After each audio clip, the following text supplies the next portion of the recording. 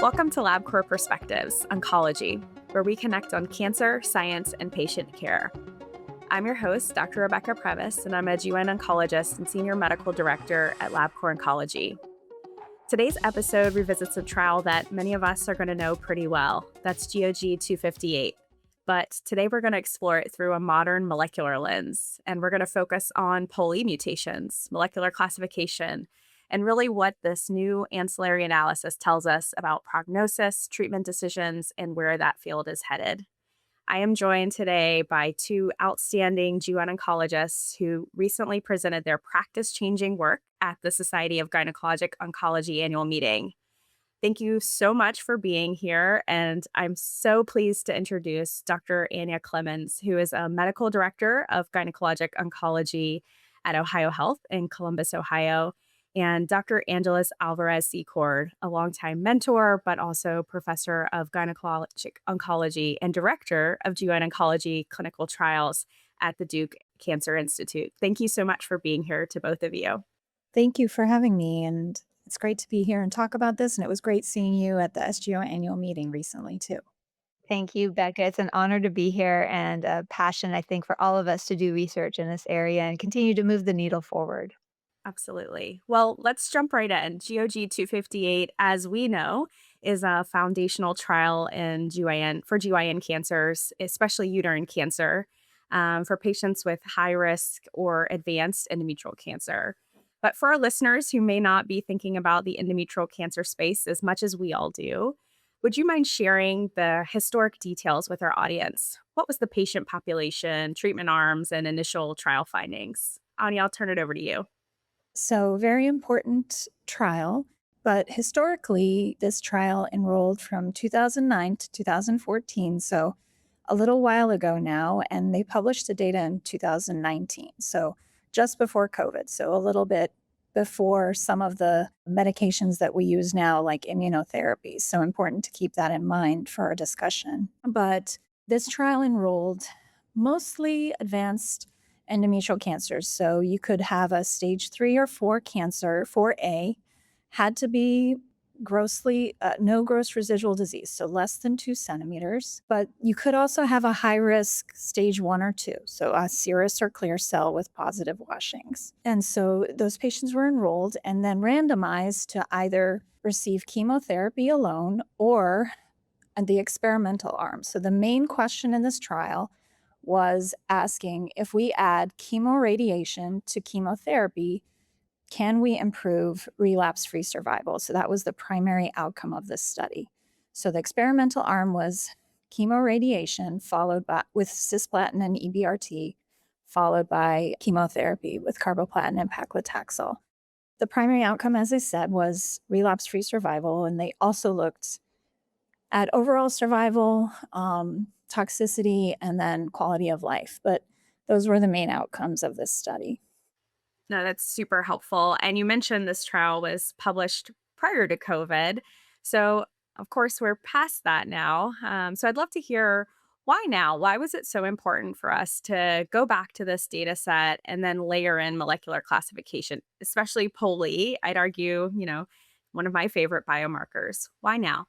When this trial was presented, like I said, the question was looking at, if adding chemoradiation, does that improve relapse-free survival? And on the final analysis, there was no difference. So no difference in relapse survival or overall survival. But for me, I thought it was interesting that in a corollary trial, so there was another trial done in Europe, the Portec group did a similar but slightly different study. So in that Portec 3 trial, they asked the question, what about if we compare radiation alone to radiation plus chemotherapy in a similar, but again, a little bit different group of patients, but similar group of patients. And they did that trial, and then they looked at molecular groups. As we know, these molecular groups in endometrial cancer have become so important. The work that the Cancer Genome Atlas, or TCGA, has done outlining these 4 molecular groups has just become integral to really what we're doing every day with our endometrial cancer patients. So the PORTEC3 group decided to look at, molecular groups in the PORTEC3 study, and they noticed that for the patients that had what's called a p53 abnormal or p53 mutant, or patients with p53 mutant tumors, they did better if they had, if they were in that chemotherapy group. So if they got chemotherapy in addition to radiation. So when I read that paper was published in 2020. So I thought, wow, that's really interesting. I wonder about 258. I wonder, you know, yes, the final analysis, there was no difference between these arms, but I wonder, is there a molecular group like in PORTEC3 that might benefit from radiation? So different trial question, but could there be a signal in a molecular group? So for me, that's really where my interest came in asking this question and looking at molecular groups in 258. And let me pull Angelus in as well. That's such helpful context. But having worked with you for many years, Angelus, I know this is something you've been thinking about, even before the PORTEC data came out as well. Yeah, I actually, it goes back to the TCGA landmark publication and just the sense of frustration because we were treating everybody with chemotherapy and radiation because that's the tools that we had. And seeing all these patients on our inpatient service, we all saw it happening in real time where all of a sudden this explosion of patients with advanced or recurrent endometrial cancer, higher percentage of those patients on our service compared to ovarian cancer patients. And it's like, why? Why for so many reasons? And both PORTEC3 and GOG258 were presented in abstract form. I think it was like even 2017 or before. And I remember watching those presentations at different meetings and being, my brain was just like, there's got to be something else. We need to be using a molecular driven approach. And you may remember my model days, Rebecca, where I came up with that molecularly driven algorithm for management of endometrial cancer. It was December of 2017, actually. And part of that was really stemming from we're throwing everything at these cancers and we're still not making a huge difference in outcomes. So what do we need to do differently? And this work that Anya mentioned, you and I were interested in evaluating GOG258 from a molecular point of view and these four different groups. You were doing a lot of work in the single gene sequencing for POL, which I thought was just awesome. And so we had this idea to look at 258. Anya had this idea to look at 258. And we're gonna talk about this a little bit later, I hope, in the story, but, we just, connected at an NRG meeting and realized we had this common interest. And so it was just like Anya said, like, why can we identify a group that's gonna benefit from the addition of radiation? That was really the impetus here. Even though we just presented this data on poll in 2026, this work started in the thought was there in 2017. The work actually started probably 2019, 2020. Anya submitted a feasibility report that got approved. We were in the process of, I think, submitting one. And then we actually ended up working together with a proposal. We had to get grant funding. We had to figure out all the pieces because our goal was to do single gene pull sequencing and then COVID, everything fell apart. I know you remember it well because you're in the midst of it. And then trying to partner with different groups, we pieced together funding for probably 3 or 4 different sources to do this study, which is easily in the 6 figures to complete. So even though we presenting it now, it has been years of work. It's like a baby for us at this point right now. Yes. I love that analogy. And I want to pull on that thread you mentioned about the inpatient service a little bit. I think what resonates with me and probably so many other GYN oncologists out there is that clinically, what we're seeing just doesn't necessarily reflect what we're seeing in practice, right? Stage and histology alone just aren't enough anymore. And I think that's where the promise based molecular framework that includes single gene testing for POL-E, mismatch repair, IHC, as well as for P53, this really helps us kind of think about that underlying tumor biology. So I'd love to hear maybe from you, Anya, first. For clinicians that are listening who may not yet be routinely applying molecular classification to their uterine tumors, how By doing this, does it really change the way you think about a patient's unique risk? By doing molecular evaluation of tumors, I think for me, when I see first off, for example, the mismatch repair testing, I mean, we get that routinely in my practice, and for that, we use immunohistochemistry. Our lab does that routinely so that we get that result pretty quickly. And I think that definitely guides me, helps me to know what tools I'm going to use next. I still use stage and histology to help guide me as well, but that mismatch repair result also affects what I'm going to recommend in terms of treatment. And as we see in some of the results from this study and from other studies, perhaps prognosis as well, then I, may do further testing based on that, not just based on that, but some other things as well. So if we want to check POL or P53, we can use those tests and then consider other molecular testing as well, which we haven't really talked about, but like HER2 or other molecular tests like ER or PR. I love that. What are you thinking about this, Angeles? How is this molecular classification kind of layered on to histology and stage and other clinical pathologic risk factors changing how you're talking to patients and thinking about molecular classification? So it's such a rapidly moving field, and there's so much more research to do. This is a hypothesis generating study. It was a post hoc analysis. So the results are really exploratory, and we need to take this to the next step further. One of the challenges that we have in endometrial cancer is we just don't have enough funding for the research. And that's really hard because what we should do next with this data that we're sharing is explore the value of adding radiation to patients who have that P53 wild type group. So, and that is kind of this big lumped in group of no specific molecular profile, right? Which is even, I think, is going to be split even further as we can to do this biomarker analysis. I am using this information because I believe that there's information from the Portex studies, there's information from GOG-258, a number of other retrospective studies that have shown the value of this classification, as well as the GOG-210 series, which has been beautifully done by Dr. Casey Cosgrove and his whole team. So I feel that the prognostic elements are certainly there, and I talk to patients. I utilize this now when I'm seeing them in clinic and saying, this is what your cancer showed. If somebody has a pole alteration, we know they are going to have a really good outcome, whether they're treated with chemotherapy alone or chemotherapy and radiation. Or in the Portec 3 study, we know that patients who were treated with radiation alone had a really good outcome too. I think there was one patient that recurred. So that's wonderful news. Patients who have an abnormal P53 expression profile, they're not going to do as well. What can we do for those patients?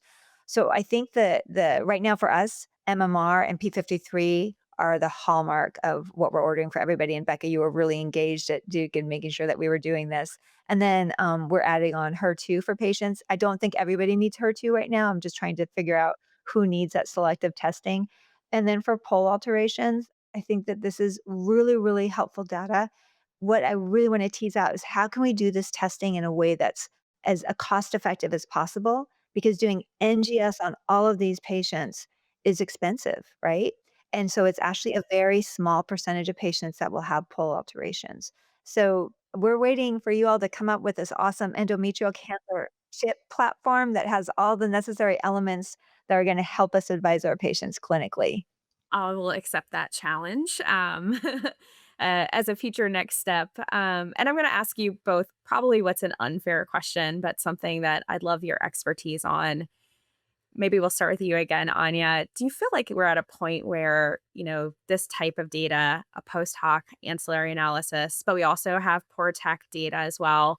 Are we in this transitional phase, or do you think at this point we have more clarity about the biology and the next kind of actual steps in a patient's care?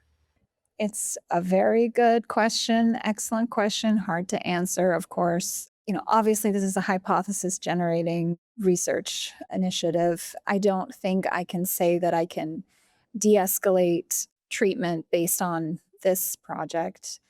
But I think that I would definitely discuss these results with a patient that had a pole mutation. I personally am doing NGS on most of my advanced endometrial cancer patients. And if I find a pole mutation, I would discuss that with a patient.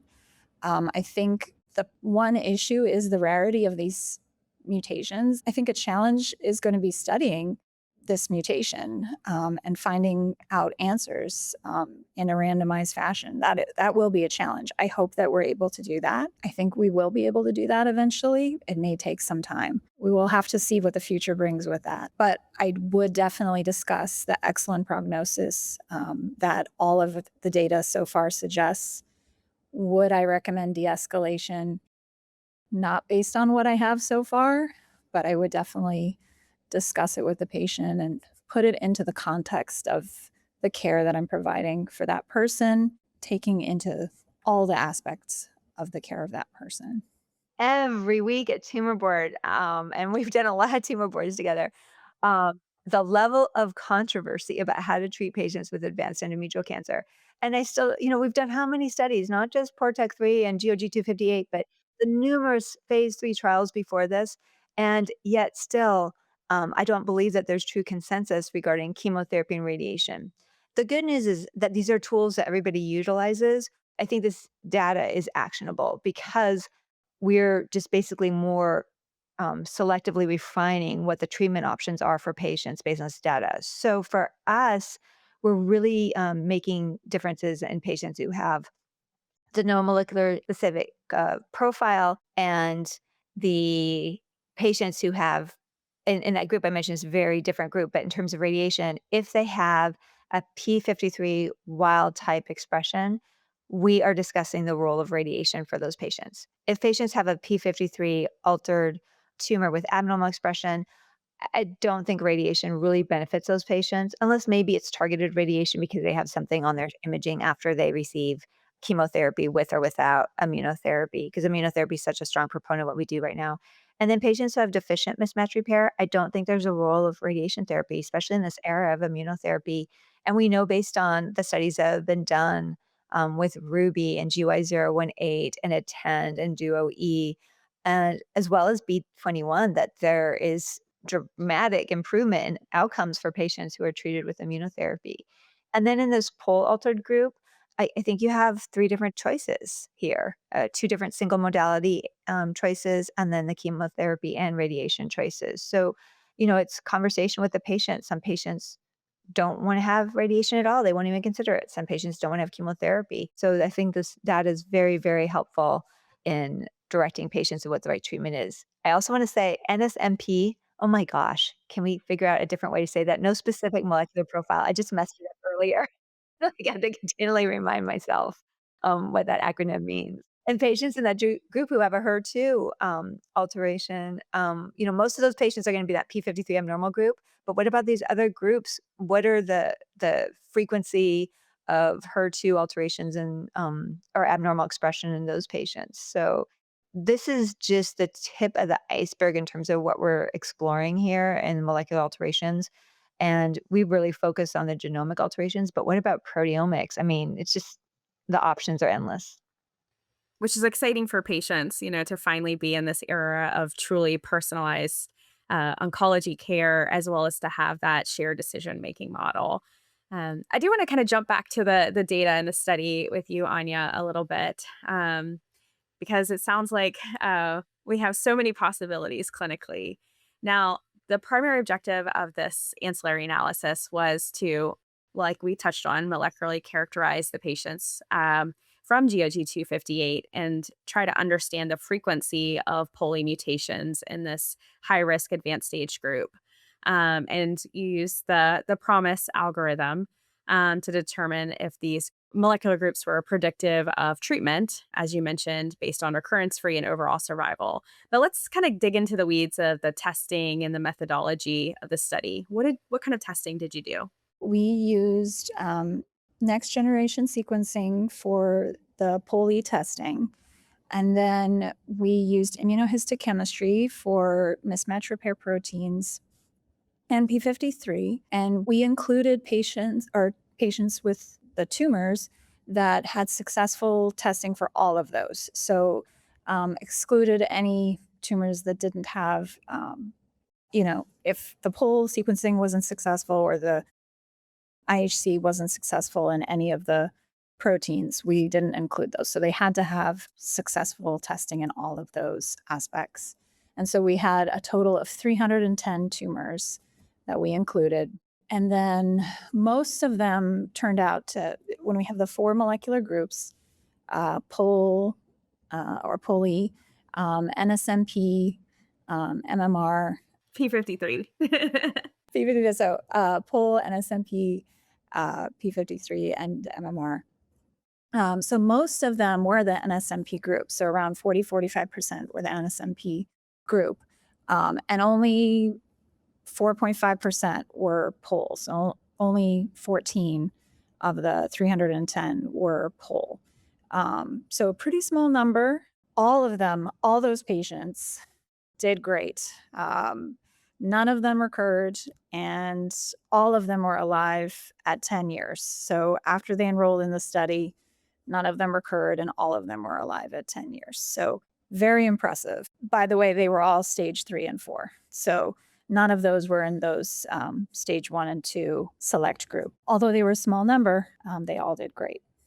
And we expected that small number, right? We already touched on this is a relatively uncommon mutation. And I can't resist the temptation to shout out that, one of the major ways that we worked together was that we used our Tissue Complete next generation platform. And so, we were able to actually apply single gene testing kind of via the PROMIS algorithm, but then also kind of comprehensively genomically profile these tumors as well, which I was surprised to find actually even 14 tumors with an underlying POLE mutation. I think I had this misconception that most of these patients were going to be early stage with underlying POLE mutations. And like you said, just such impressive survival outcomes with 100% overall survival in those with advanced stage disease that had that underlying POLE mutation.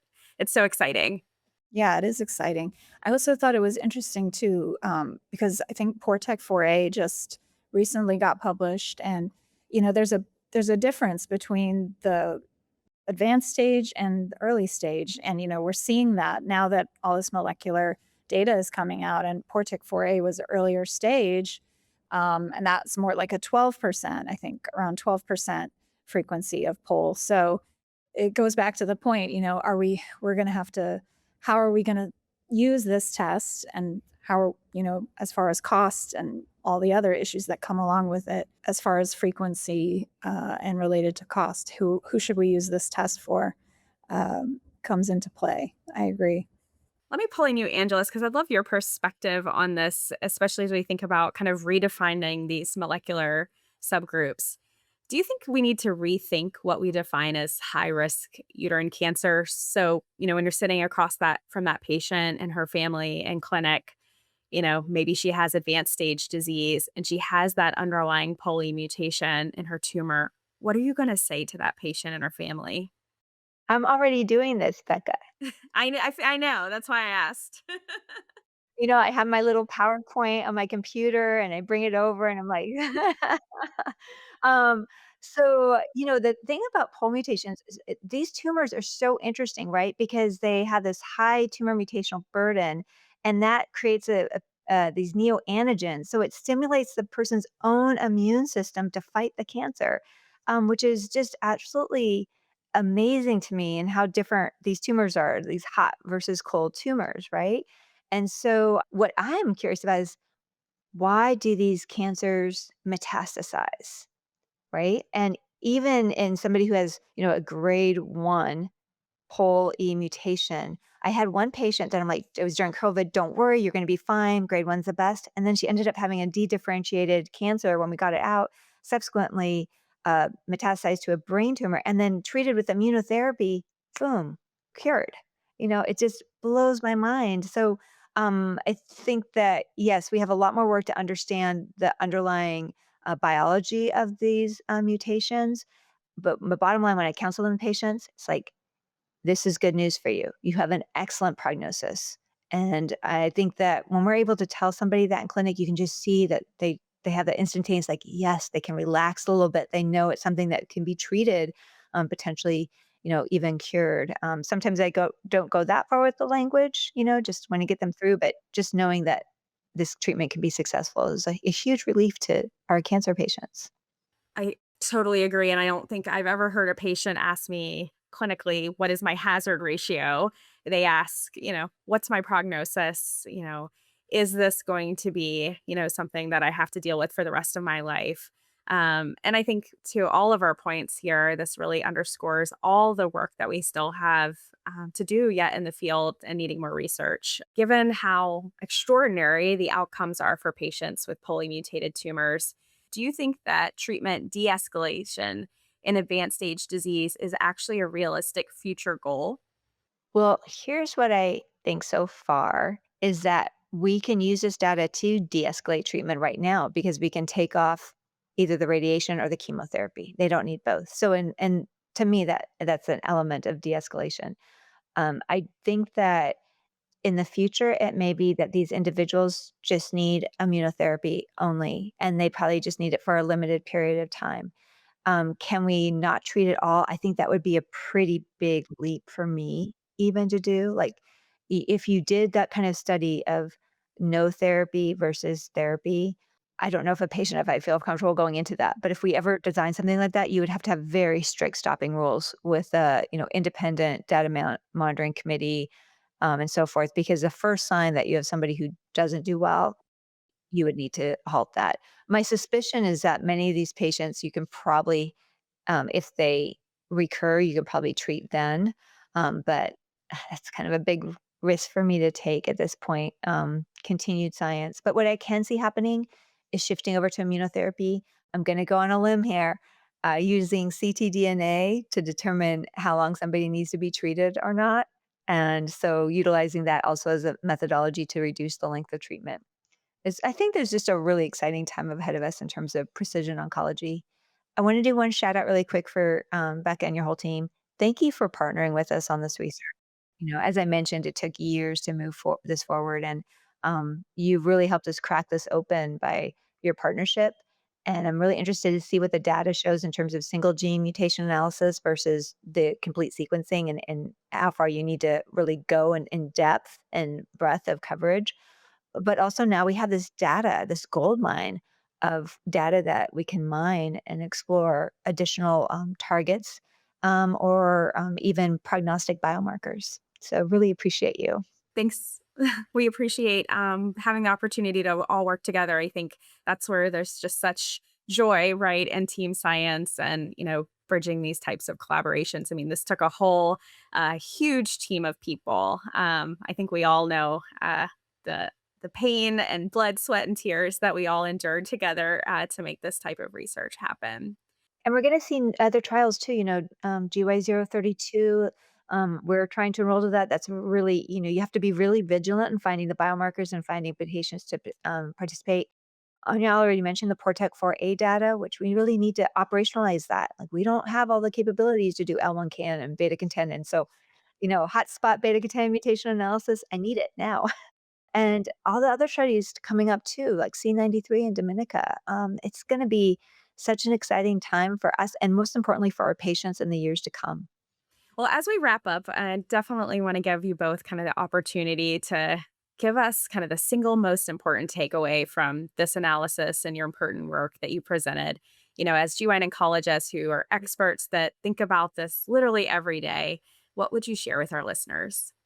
Well, I think it adds to the literature of pole mutation and advanced endometrial cancer, but I still am really excited about the signal. I know it wasn't statistically significant, but the signal that we saw in the NSNP group, I'll be interested to see if we discover more about that in the future. And I'm just happy that I was able to, work with you and our co-authors and participate and contribute a little bit to molecular analysis in endometrial cancer. Well, as I mentioned, for me, it's such an exciting time in this field. As I reflect on this research and other research we've done, it's really about helping our patients live longer and better lives. And a part of that's also taking into account their quality of life. So if we can tailor their therapy to what's going to help them the most and avoid unnecessary treatments that lead to toxicity and improve long-term survival outcomes plus quality of life, that is a huge win. I also just want to say a very important learning point: going to meetings and networking, going to Energy. I've had so many wonderful collaborations come out of Energy. Anya, I can remember that day I saw you in the hallway. I don't even know how we started talking, but it was like this moment, like, you're doing this, we want to do this. Let's work together. And together, we were able to, get this study done that I don't think either one of us would have been able to do alone without the funding that we brought in. I think Anya and I both feel this sense of gratitude to the Energy Oncology Specimen Bank. Individuals there worked so hard to help us. Brooke and Heather and everybody else there was fantastic putting together the specimens for us. And I would really want to shout out to the patients for trusting not to just be part of a trial, but trusting to share their specimens with us for future research. And enough cannot be said about patients doing that for the research to continue and help others in the future. So at the very beginning of this is why we do this is for our patients. And I have a tremendous gratitude for all of the patients who participated on these trials, as well as, give their specimens. And obviously couldn't have done this without you, Becca. So thank you. It's about teamwork and synergistic collaboration.